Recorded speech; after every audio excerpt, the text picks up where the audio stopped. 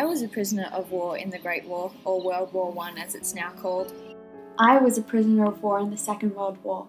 Prisoners of war greatly affected the war movement in many different ways. In World War I, there was at least 8 million soldiers who became prisoners of war through capture or surrender. Of these, more than 4,000 Australian soldiers were captured by the Turks and Germans. Over the course of the war, Germany captured 2.5 million prisoners. 25% of the 217 prisoners captured by Turkey died.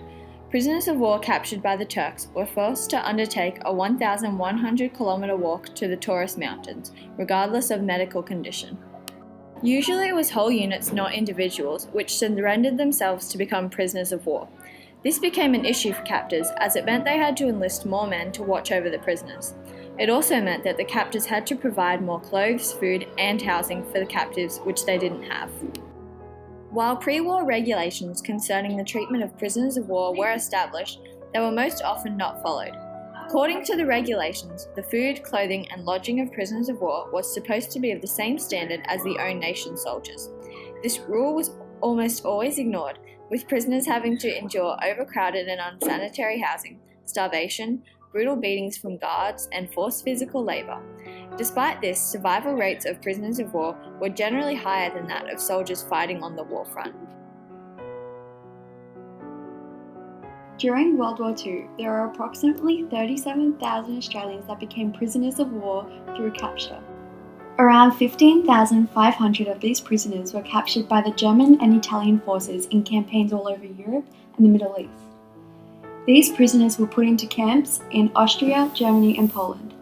Out of the 37,000 Australians that were prisoners of war, 22,000 were captured by the Japanese.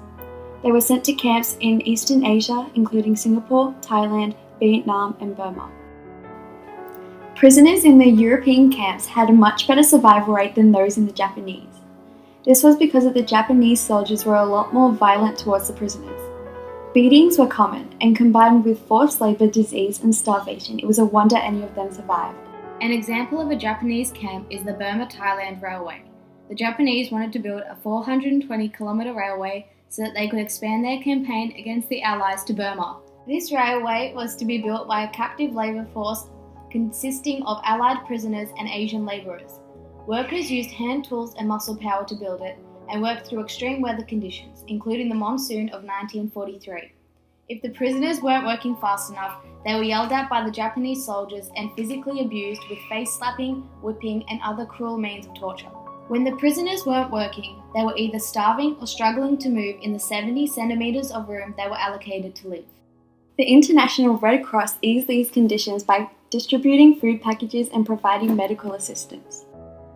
During the war, the treatment received by prisoners of war was governed by the Geneva Convention. This convention was a series of treaties about the treatment of civilians, prisoners of war, and any other soldiers who were incapable of fighting. The convention was made in 1929 in Switzerland by the major Western powers including Britain, Italy, the US, and Germany. Being a prisoner of war had a huge impact on Australia's experience and involvement in both World War I and II. Due to the huge amount of soldiers that were captured and/or killed by the enemy, our army lacked the manpower and numbers it desperately needed. Many prisoners were both emotionally and physically damaged as a result of their harsh experiences in the camps. Even if they were able to be liberated by the Allies, their physical and mental condition was not adequate to continue fighting. Chronic health issues, illness, and a variety of mental conditions such as depression and anxiety affected the prisoners and their ability to further contribute to the war effort. The soldiers' illnesses also meant that the government had to supply even more medical equipment to cater for the significant rise in casualties. Even after the war ended, the experiences faced by the prisoners affected their ability to live a normal life.